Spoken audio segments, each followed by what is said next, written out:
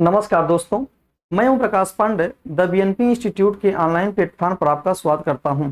दोस्तों, आज का जो हमारा टॉपिक है वह है भारतीय संविधान की अनुसूचियां। आइए दोस्तों, हम जानने की कोशिश करते हैं कैसे कौन कौन से फैक्ट हैं या कंसेप्ट हैं जो हमारी परीक्षाओं में पूछे गए हैं भारतीय संविधान की अनुसूचियों से या फिर आने वाली परीक्षाओं में पूछे जा सकते हैं। आइए दोस्तों, हम समझने की कोशिश करते हैं। दोस्तों, जैसा कि आपको दिख रहा है कि भारत के मूल संविधान में जो अनुसूचियों की संख्या थी वह 8 थी, जो कि वर्तमान में कितनी है? 12 है। अगर आपसे प्रश्न पूछे कि बताइए भारत के मूल संविधान में अनुसूचियों की संख्या कुल कितनी थी, तो आप बताएंगे 8 है। जबकि वर्तमान में पूछे तो आप क्या बताएंगे दोस्तों? 12। फिर दोस्तों, हम नेक्स्ट फैक्ट और कंसेप्ट की चर्चा करें तो हमारा जो नेक्स्ट फैक्ट है वो है कि पहली अनुसूची, चूंकि जो 8 अनुसूची प्लस 12 अनुसूची जो हम सुनने को हमको आ रहा है, ये जो 12 अनुसूचियां हैं वे क्रम से हम समझेंगे और सीखेंगे। देखिए, जो पहली अनुसूची है, पहली अनुसूची, जब भी आपसे पहली अनुसूची, पहले भाग और पहले अनुच्छेद की बात करें तो समझ जाइएगा कि भारत राज्यों का एक संघ है। अनुसूची नंबर 1 कहता है, अनुच्छेद नंबर 1 कहता है, भाग नंबर 1 कहता है, अर्थात 28 राज्य और 8 केंद्र शासित प्रदेश, 28 राज्य और 8 केंद्र शासित प्रदेश के नाम से संदर्भित, उनके न्यायिक क्षेत्र से संदर्भित, उनकी सीमाओं से संदर्भित जो भी परिवर्तन हमको देखने को मिलते हैं, जो भी प्रावधान इनसे संबंध में देखने को मिलते हैं, हम समझ जाएंगे यह पहली अनुसूची की बात करता है। फिर दोस्तों, हम आपसे चर्चा करते हैं अनुसूची नंबर 2 की। जो अनुसूची नंबर 2 है दोस्तों, वह वेतन एवं भत्ते की बात करता है, अर्थात जितने भी उच्च पदाधिकारी हैं उनके वेतन और भत्ते से संबंधित जो भी प्रावधान हमें देखने को मिलता है, हम समझ जाएंगे यह अनुसूची नंबर 2 में इसका जिक्र किया गया है। जैसे कि राष्ट्रपति हो गया, राज्यपाल हो गए, हाई कोर्ट सुप्रीम कोर्ट के न्यायाधीश हो गए, नियंत्रक एवं महालेखा परीक्षक हो गए, ऐसे बहुत सारे उच्च पदाधिकारी हैं जिनको हम वेतन और भत्ते संबंधी जो प्रावधान है उसे अनुसूची नंबर 2 के अंतर्गत देखने को मिलता है। फिर दोस्तों, अगर हम अनुसूची नंबर 3 की बात करें, अनुसूची नंबर जो 3 है वह शपथ एवं प्रतिज्ञा की बात करता है, अर्थात जितने भी उच्च पदाधिकारी हैं उनको शपथ दिलाया जाता है या उनसे प्रतिज्ञा दिलवाई जाती है। तो शपथ एवं प्रतिज्ञा से संबंधित जो भी प्रावधान हमको देखने को मिलता है वह अनुसूची नंबर 3 के अंतर्गत रखा गया है। जैसे कि संघ के मंत्री हो गए, संसद के सदस्य हो गए, या राज्य के सदस्य हो गए, या राज्य विधानसभा सदस्य हो गए। तो इस प्रकार से सुप्रीम कोर्ट, हाई कोर्ट, नियंत्रक एवं महालेखा परीक्षक के जो आपके सदस्य हैं उनके शपथ एवं प्रतिज्ञा की बात करता है। फिर दोस्तों, हम चर्चा करते हैं अनुसूची नंबर 4 की। जो अनुसूची नंबर 4 है वह राज्यसभा में सीटों का आवंटन की बात करता है। जो राज्यसभा में जो सीटों का बंटवारा किया गया है उसमें 28 राज्य से सदस्य और 3 केंद्रशासित प्रदेशों से जो सदस्य चुनकर आते हैं उन्हीं से संबंध भी इस पे चर्चा की गई है। तो अगर आपसे कोई पूछे कि चौथी अनुसूची में किसकी चर्चा की गई है तो आप बताएंगे कि चौथी जो अनुसूची है वह राज्यसभा में सीटों के आवंटन से संबंधित प्रावधान करता है। फिर दोस्तों, हम बात करते हैं आपके 5वीं अनुसूची की। अगर हम 5वीं अनुसूची की चर्चा करें दोस्तों, तो 5वीं अनुसूची जो है अनुसूचित एवं जनजातीय क्षेत्रों के लिए प्रशासनिक व्यवस्था एवं नियंत्रण की बात करता है, अर्थात जितने भी अनुसूचित एवं जनजातीय क्षेत्र हैं उनसे संबंधित जो भी प्रशासनिक व्यवस्थाएं हो सकती हैं, उन पर जो भी नियंत्रण हम स्थापित कर सकते हैं, उनसे संबंधित प्रावधान हमारे अनुसूची नंबर 5 में दिया गया है। जबकि अनुसूची नंबर 6 भी कुछ ऐसी प्रकार की बात करता है, यह जनजातीय क्षेत्र के लिए बात करता है कि जितने भी जनजातीय क्षेत्र हैं, खासकर वे 4 राज्य जहां पे विशेषकर असम, मेघालय, त्रिपुरा और मिजोरम, असम, मेघालय, त्रिपुरा और मिजोरम, वे 4 ऐसे जनजातीय क्षेत्र हैं जिनके लिए प्रशासनिक व्यवस्था नियंत्रण की बात अनुसूची नंबर 6 में किया गया है। दोस्तों, अगर आपसे पूछे अनुसूची नंबर 6 में क्या है तो आप बताएंगे असम, मेघालय, त्रिपुरा और मिजोरम ऐसे 4 जनजातीय क्षेत्र हैं जहां पर प्रशासनिक व्यवस्था नियंत्रण की बात करता है। फिर दोस्तों, हम आपसे चर्चा करते हैं अनुसूची नंबर 7 की। दोस्तों, जो अनुसूची नंबर 7 है यह 3 प्रकार की सूची की बात करता है, संघ सूची, राज्य सूची एवं समवर्ती सूची। अगर संघ सूची की हम बात करें दोस्तों, संघ सूची में 97 विषय थे जो कि वर्तमान में कितने हैं? केवल 100 विषय हैं। ठीक दोस्तों, और राज्य सूची में दोस्तों 66 विषय थे जो कि वर्तमान में कितने हैं? 61 विषय कर दिए गए हैं। जबकि समवर्ती सूची के अंतर्गत 47 विषय रखे गए थे जो कि वर्तमान में कितने हैं? 52 विषय कर दिए गए हैं। दोस्तों ये जो 52 विषय समवर्ती सूची में किया गया है, ये जो 5 विषय जोड़े गए हैं उसे राज्य सूची से निकालकर था राज्य सूची के 5 विषय को निकालकर उसे 42वें संवैधानिक संशोधन 1976 42वें संवैधानिक संशोधन 1976 में इन 5 विषयों को समवर्ती सूची में शामिल कर दिया गया राज्य सूची से निकालकर। वे 5 विषय आपसे कभी पूछ लेता है कौन थे, तो शिक्षा हो गया, वन्यजीव एवं पक्षियों का संरक्षण हो गया, वन हो गया, नापतौल हो गया और न्याय प्रशासन हो गया। ये 5 वह विषय हैं जिसे राज्य सूची से निकालकर समवर्ती सूची में रखा गया था। तो इसको भी आप अपने एग्जाम के दृष्टिकोण से ध्यान रखेंगे। फिर दोस्तों हम चर्चा करते हैं आपकी 8वीं अनुसूची की।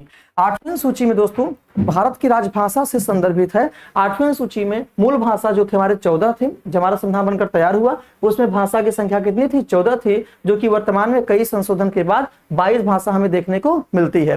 दोस्तों 6 हमारे पास 6 भाषाओं को शास्त्रीय भाषा का भी दर्जा प्राप्त है। उन 6 भाषाओं को हम लाल कलर से जिक्र कर दिए हैं इस स्क्रीन पर, जैसा कि आपको दिखाई दे रहा है। संस्कृत, तमिल, तेलुगु, कन्नड़, मलयालम और उड़िया, ये 6 हमारे शास्त्रीय भाषा हैं जिनका जिक्र हम कहाँ कर रहे हैं? अपने भारत की राजभाषा के अंतर्गत देखने को हमको मिलता है। दोस्तों बाकी चर्चाएं हम राजभाषा के टॉपिक पर करेंगे विस्तार से। अभी केवल इतना जाने कि 8वीं सूची के अंतर्गत क्या क्या निहित है। फिर दोस्तों हम बात करते हैं आपसे 9वीं अनुसूची की। जब दोस्तों 9वीं अनुसूची की बात करेंगे तो जो 9वीं अनुसूची है वह आपके जो आपको पता होना चाहिए कि 1951 में भूमि सुधार से संबंधित बहुत सारी प्रॉब्लम, बहुत सारी समस्याएं हमको देखने को मिल रही थी। तो हमने क्या किया कि सबसे पहली बार जो हमने संशोधन किया वो 1951 में किया 9वीं अनुसूची को जोड़ने के लिए। तो जो 9वीं अनुसूची है दोस्तों, पहले संवैधानिक संशोधन 1951 में 9वीं अनुसूची को जोड़ा जाता है, जिसमें भूमि सुधार संबंधित जितने भी समस्याएं थी उनका निवारण किया गया। और इसमें दोस्तों कहा गया कि मूल संविधान जब बनकर तैयार उसमें उस भूमि सुधार को लेकर केवल 13 विषय थे, जो कि वर्तमान में कितने हो गए हैं? 284 विषय हो गए। और वर्तमान में भूमि सुधार से संबंधित अगर कोई भी समस्या आती है तो न्यायपालिका इसके लिए समीक्षा करवा सकती है और इसको लेकर हम न्यायालय में चुनौती दे सकते हैं। फिर दोस्तों आपको एक बात और पता होना, जो सबसे पहला संशोधन किया गया है वो 1951 में 9वीं अनुसूची को जोड़ने के लिए ही किया गया था।